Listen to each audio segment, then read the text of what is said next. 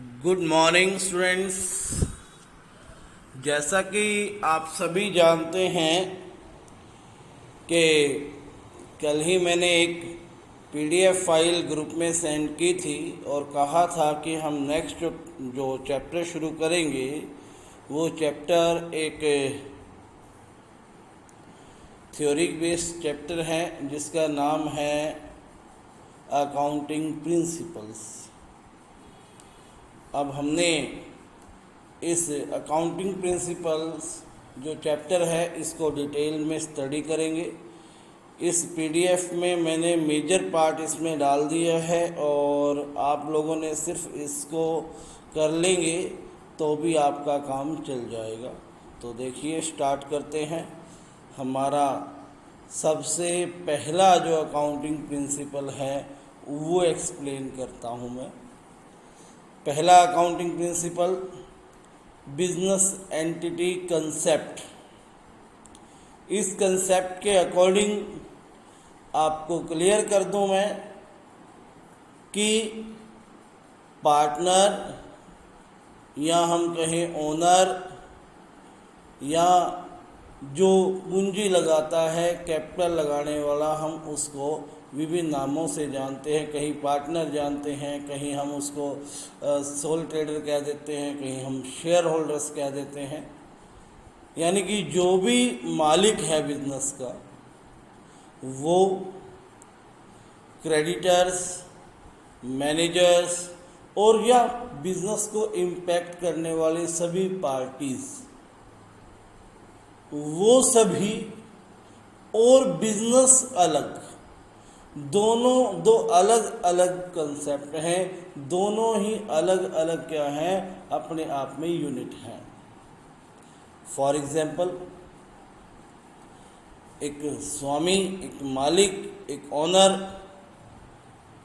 Capital लगाता है business में, तो बिजनेस को at the end of the year उस कैपिटल पर इंटरेस्ट देना होता है। इसी तरह से यदि इंटरेस्ट ड्राइंग की है, ड्राइंग्स आप सभी जानते होंगे कि पर्सनल एक्सपेंस के लिए जो पैसा निकाला गया वो ड्राइंग से, यदि ड्राइंग्स की गई है तो ड्राइंग्स को इंटरेस्ट देना, ड्राइंग्स का इंटरेस्ट देना किसका काम है? ओनर का काम है, मालिक का काम है। किसको देना पड़ेगा? बिजनेस को। यानी कि बिजनेस और मालिक ये दोनों अलग अलग यूनिट्स हैं और साथ ही ये बिजनेस की अदर पार्टीज से भी बिल्कुल अलग यूनिट है हम बिजनेस की बात करें तो। उसके बाद इसमें हम कह सकते हैं कि बिजनेस जो है अपनी इंडिविजुअल सेट ऑफ बुक्स रखेगा अलग से, और प्रोप्राइटर को अपना अलग हिसाब किताब रखना पड़ेगा, वो अपना घर पे रखेगा। बिजनेस की बुक्स अलग होंगी जिसमें बिजनेस से संबंधित लेन देन ही क्या करेंगे, रिकॉर्ड करेंगे। आइए एक बार इसको पढ़ लेते हैं। इसमें क्या है? सबसे पहली चीज, business entity concept explains that business is treated as a unit separate and distinct from its owner। कहता है कि बिजनेस एंटिटी कंसेप्ट जो है वो यह एक्सप्लेन करता है कि बिजनेस को एक अलग यूनिट माना जाए अपने ओनर्स, क्रेडिटर्स, मैनेजर्स इत्यादि से। Business unit should have a completely separate set of books. हर एक बिजनेस यूनिट की एक कंप्लीट सेट ऑफ बुक्स होनी चाहिए अलग से, जिसमें बिजनेस के पॉइंट ऑफ व्यू से क्या करेंगे, हम ट्रांजैक्शंस करेंगे, न कि क्रेडिटर्स के पॉइंट ऑफ व्यू से हम ट्रांजैक्शन करने वाले। ठीक हो गई बात। The capital is treated as a liability. इसीलिए जो कैपिटल होती है हम उसको लायबिलिटी ट्रीट करते हैं और बैलेंस शीट की लायबिलिटी साइड ही उसको क्या किया जाता है, लिखा जाता है। ठीक हो गई बात। तो उम्मीद करता हूँ ये जो पॉइंट मैंने आपको एक्सप्लेन किया ये आपको समझ में आ गया होगा। दूसरा है मनी मेजरमेंट कंसेप्ट। जैसे कि नाम से ही आप जानते हो कि मुद्रा, मनी से रिलेटेड कुछ कंसेप्ट है ये। अब आइए इसको समझते हैं। मनी क्या है? देखिए, आप बिजनेस में कोई भी ट्रांजैक्शन लिखोगे उसको आपने पहले मनी में कन्वर्ट करना होगा। उदाहरण के लिए सपोज कीजिए आपकी दुकान ग्रोसरी की है, वो आपसे सामान लेके जाता है अलग अलग, ठीक है, यानी कि उसने तेल लिया है वो लीटर में होगा, उसने आटा लिया है वो केजी में होंगे, ठीक है, और कुछ चीज़ें ऐसी होंगी जिनकी यूनिट्स पैकेट्स में होंगे। इन सबको अलग अलग आप बिजनेस में नहीं लिख सकते, इसलिए सबसे पहले आपने क्या करना है, सभी यूनिट्स के प्राइसेस को देख लेना है, भाई प्राइस कितना है, ठीक है। मान लीजिए आपने आटा लिया है वो 100 रुपये का है, तेल लिया है वो 150 रुपये का है, ठीक है, और चीनी ली है वो 100 रुपये की है। इस तरह से ये 350 रुपये की ट्रांजैक्शन हो गई। तो आपने उनको कहीं नहीं दिखाना, वो आपने बिल में लिख दिया, बस लिख दिया, रिसिप्ट में लिख दिया। लेकिन जब ट्रांजैक्शन करोगे तो उसमें सिंपल सी बात आपने क्या लिख देना है, cash account debit to sales account, यानी कि सबको आपने किस में मेजर कर लिया, मनी में मेजर कर लिया, ठीक है। कंप्लीट बुक्स को आपने क्या कर लिया, मनी मेजरमेंट कर लिया। यही कंसेप्ट आपका क्या है, मनी मेजरमेंट कंसेप्ट, ठीक है। समझ में आ गया? जिन इम्पैक्ट्स को आप मनी में मेजरमेंट नहीं कर सकते, जिन चीज़ों को आप मनी में नहीं लिख सकते, उन चीज़ों को आप बुक्स में नहीं लिखोगे। जैसे सपोज करो कि आपके जो श्रमिक हैं, जो एम्प्लॉयज़ हैं, जो मजदूर हैं, वर्कर्स हैं, वो स्ट्राइक पे चले गए और आपकी जो फैक्ट्री है वो 4 दिन तक बंद रही, उससे बहुत बड़ा लॉस होगा। लेकिन उस लॉस को आप अपनी बुक्स ऑफ अकाउंट्स में नहीं लिख सकते, क्योंकि this type of loss can not be measured in money. इसको हम किस में मेजर नहीं कर सकते, मनी में मेजर नहीं कर सकते, ठीक है बात। तो इसका मतलब क्या कहा इसने, money measurement concept that only those transactions and events are recorded in accounting which is capable being expressed in terms of money, जो मनी में एक्सप्रेस करने के कैपेबल है। कोई event even though is important, चाहे वो कितना भी इम्पोर्टेंट क्यों ना हो, लेकिन उसको हम तब तक नहीं लिख सकते जब तक उसमें fair degree of measurement of money आप नहीं कर सकते। यानी कि जब तक आप उस चीज़ को मनी में एक्सप्लेन नहीं कर पाओगे तब तक आपने उसको नहीं लिखना है। तीसरा जो पॉइंट है यहाँ पर, गोइंग कंसर्न कंसेप्ट। थर्ड है going concern concept. Going concern concept क्या है, ठीक है, ये एक ऐसे कंसेप्ट है जिसके अकॉर्डिंग हम ये मानते हैं कि बिजनेस जो है वो फ्यूचर में लॉन्ग टाइम्स के लिए चलेगा।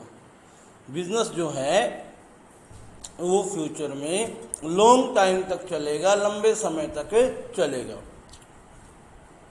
ठीक हो गई बात। क्या कहा है इसने, देखिए, as per this concept it is assumed that the business will continue to exist for a long period in the future. The transactions, जो बुक्स में ट्रांजेक्शन्स रिकॉर्ड करनी है वो भी इसी अजम्पशन पे करनी है कि आपका जो बिजनेस है वो फ्यूचर में 10 साल, 15 साल, 20 साल तक चलेगा। सपोज कीजिए आपने कोई प्लांट खरीद लिया जिसमें आपने लाख रुपए लगा दिए, आप उम्मीद करोगे कि वो 10 साल तक चलेगा, और इसका मतलब ये हुआ कि 10-10 हज़ार रुपये डेप्रीशिएशन हर साल लगोगे। यानी कि डेप्रीशिएशन का पूरा कंसेप्ट किसके ऊपर बेस्ड है, आपका केवल और केवल इस प्रिंसिपल के ऊपर बेस्ड है, जो कि क्या है, आपका गोइंग कंसर्न प्रिंसिपल। यानी कि इस प्रिंसिपल के अकॉर्डिंग हमने यह पढ़ा कि जो बिजनेस है वो फ्यूचर में लॉन्ग टाइम तक, लंबे समय तक चलेगा, ये हमने कंफर्म कर लेना है। ठीक हो गई बात, समझ में आ गई।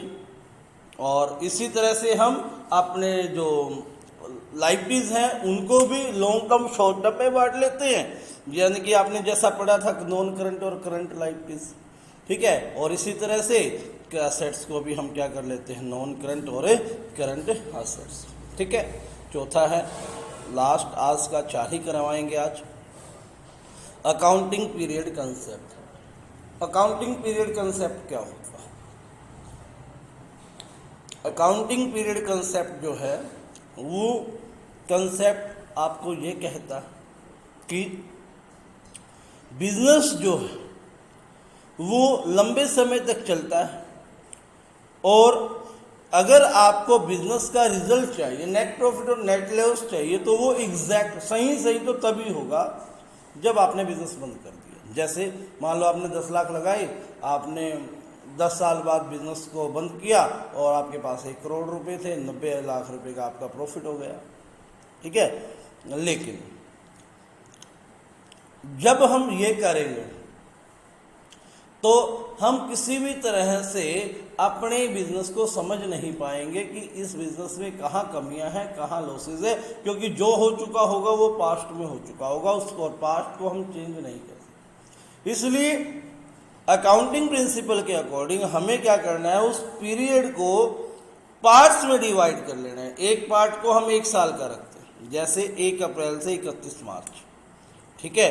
12 महीने का एक पार्ट बना लेते हो, यानी कि हर साल हम क्या बनाएंगे, अकाउंट्स तैयार करेंगे, profit and loss account, balance sheet, जिसमें हम पता लगाएंगे कि फिर फर्म को इस साल में कितना प्रॉफिट हुआ है। ऐसा इससे क्या होगा, बिजनेस की कमियां हमें साथ साथ मिलती रहेंगी और हम उनको साथ साथ दूर करने के भी प्रयास करते रहेंगे, ठीक है। यानी कि करेक्टिव मेजर्स भी आप इसमें ले सकते हो, ठीक है बात। और वैसे भी आप देखोगे कि इनकम टैक्स लॉ के अकॉर्डिंग 1 साल के बाद आपको टैक्स भरना होता है, और उस टैक्स को आप जब भरते हैं तो उसमें आपकी फाइनेंशियल स्टेटमेंट्स को ही देखा जाता है। तो फाइनेंशियल स्टेटमेंट्स इसीलिए हम क्या करते हैं, 1 साल में बनाते हैं, क्योंकि हम उस समय प्रिंसिपल कौन सा फॉलो कर रहे होते हैं, वो प्रिंसिपल है accounting concept, accounting period concept, ठीक है। अकाउंटिंग पीरियड कंसेप्ट तो आज 4 हुए, बिजनेस एंटिटी कंसेप्ट हुआ, मनी मेजरमेंट कंसेप्ट हुआ, गोइंग कंसर्न कंसेप्ट हुआ, और अकाउंटिंग पीरियड कंसेप्ट हुआ, ठीक है। तो आज के लिए इतना ही, बाकी जितने रह गए वो हम कल करेंगे। आज इतना ही। चैनल को यदि अभी तक आपने सब्सक्राइब नहीं किया है, सब्सक्राइब कर लें, ठीक है। और वीडियो को लाइक करें अगर आपने वीडियो को देख लिया। धन्यवाद।